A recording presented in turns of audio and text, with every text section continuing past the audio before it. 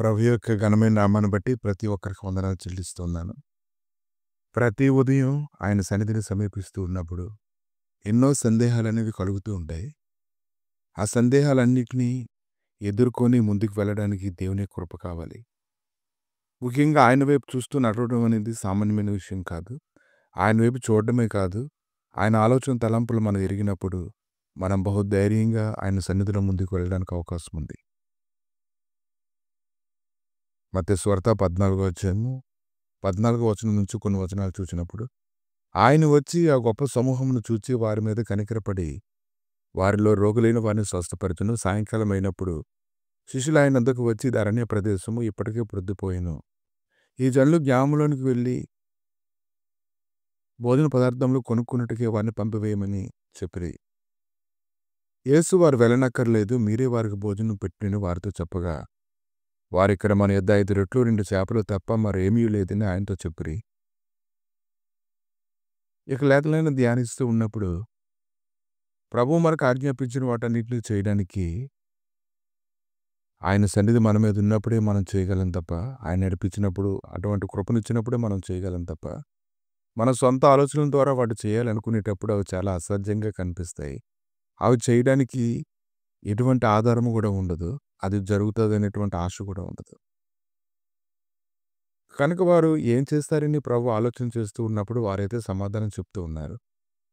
అందుకైనా నా యొద్దకు తండ్రిని చెప్పి పచ్చిక మీద కూర్చుండడని జనులకు ఆజ్ఞాపించి, ఆ 5 రొట్టెలను 2 చేపలను పట్టుకొని ఆకాశం వైపు కన్నులెత్తి ఆశీర్వదించి ఆ రొట్టెలు విరిచి శిష్యులకు ఇచ్చెను. శిష్యులు జనులకు వడ్డించిరి. ఇక్కడ చాలా సులువుగా చెప్పబడింది ఈ మాట. సులువుగా జరిగింది.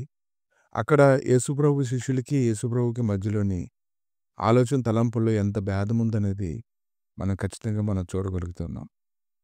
కనుక ఈరోజు ఆయనతో ఎంతవరకు ఏకీభవిస్తున్నాం అనే దాన్ని బట్టి మన హృదయంలో సమాధానం ఉంటుంది. మనం ఎంతవరకు ఏకీభవించగలుగుతామో అంతవరకు మనం పొందుకుంటూనే ఉంటాం. వారందరూ తిని తృప్తి పొందిన తర్వాత మిగిలిన ముక్కలు 12 గంపల నిండా ఎత్తిరి. స్త్రీలను పిల్లలను గాక తినిన వారు ఇంచుమించు 5,000 మంది పురుషులు.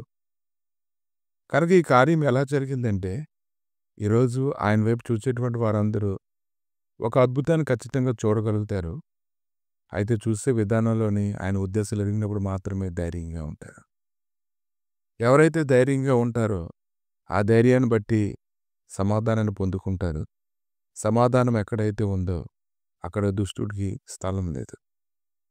ఇంకా కొన్ని సంగతులు గ్రహిస్తూ ఉన్నప్పుడు ఆయన విశ్వాసంలోని ప్రతి ఒక్కరిని బలపరచాలని ఆయన కోరుకుంటూ ఉన్నారు. మత్తయి సువార్త 14:22వ వచనంలో, వెంటనే ఆ జనసమూహం తను పంపివేయిన అంతలో తన శిష్యులు ధోనికి తనకంటే ముందుగా అద్దరికి వెళ్ళవలని ఆయన వారిని బలవంతం చేశాను.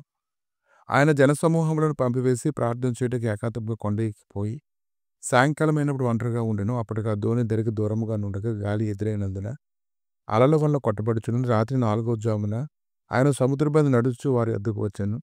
ఆయన సముద్రం మీద నడుచు శిష్యులు చూసి తొందరపడి భూతమని చెప్పుకుని భయం చేత కేకలు వేసినప్పుడు వెంటనే యేసు ధైర్యం తెచ్చుకుంటే నేనే భయపడనని వారితో చెప్పాను. ఆ ముందరే ఒక అద్భుతం జరిగింది. మరలా శిష్యులైతే ఆయన వైపు చూస్తూ ఉన్నారు కానీ భయపడుతూ ఉన్నారు. అయితే పేతురైతే గట్టిగా చెప్పాడు, ప్రభువా నీవు అయితే నీళ్ళ మీద నడిచి నీ వద్దకు వచ్చుటకు నాకు సెలవిమ్మని అన్నప్పుడు ఆయన రమ్మనగానే పేతురు దోణి దిగి యేసు వద్దకు వెళ్ళుటకు నీళ్ళ మీద నడిచెను గాని అతను నేల మీద నడుస్తూ ఉన్నాడు. అతని జీవితంలో ఇది ఒక అద్భుతమనే చెప్పాలి. అతను నేల మీద నడుస్తూ ఉన్నాడు, ఒక అద్భుతమనే చెప్పాలి. పేతురైతే ఆలోచన చేశాడు, గాలిని చూశాడు, తను నేల మీద ఎలా నడుస్తున్నాడనేటువంటి విషయాన్ని బట్టి అతను భయపడ్డాడు. అతను మునిగిపోవడం ప్రారంభించాడు. యేసు ప్రభు వైపు నువ్వు చూసినంత కాలం నువ్వు చక్కగా నడవడానికి దేవుడు కృపణిస్తాడు.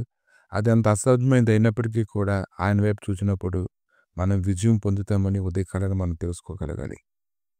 వెంటనే యేసు చేయి చాపి అతను పట్టుకుని అల్పవిశ్వాసి ఎందుకు సందేహపడుతూ అతనితో చెప్పాను. వారు ధోని ఎక్కినప్పుడు గాలి అణగను. అంతటి ధోనిలో ఉన్నవారు వచ్చి నువ్వు నిజంగా దేవుని కుమారుడు అని చెప్పి ఆయనకు మొక్కిరి. తర్వాత ఇంకొక దగ్గరికి వెళ్ళారు. అక్కడ జనులు ఆయన గుర్తుపెట్టారు. గుర్తుపెట్టిన వారు అందరూ చుట్టుపక్కల ఉన్న ప్రదేశంతో వర్తమానం పంపినప్పుడు, రోగులందరూ ఆయన దగ్గర తెప్పించినప్పుడు, వస్త్రపుచ్ఛకి ముట్టుకుంటే చాలు అని చెప్పినప్పుడు ఆయన వైపు చూసిన వారందరూ, వేడుకున్న వారందరూ, ముట్టిన వారందరూ స్వస్థతను అందారు. ఈ ఉదయకాలండి మనం గ్రహించవలసినటువంటి విషయం ఏంటంటే, ఆయన వైపు చూసేటువంటి వారు అందరూ కూడా విడుదల పొందుకుంటారు. అయితే నువ్వు చూడడానికి గాను నువ్వు స్థిరత్వం కలిగి ఉండాలి. సహవాసంలోని తప్పిపోకుండా పరిగెత్తాలి. ఆమేన్. ప్రభువా, మీ దయగలిగిన హస్తాలకు అప్పగిస్తుండగా ప్రతి ఒక్కరిని విశ్వాసంలో బలపరచుటకు నువ్వు శక్తిమంతుడు గనుక ప్రతి ఒక్కరు నీ వైపు చూస్తుండగా వారి విశ్వాసంలో బలపరిచి ఏదేమైనా గొప్ప కృపను దయచేసి బలపరిచి స్థిరపరిచి మయంతని నడిపించమని యేసుక్రీస్తు నామములు అడిగి వేడుకుంటున్నాము తండ్రి. ఆమేన్.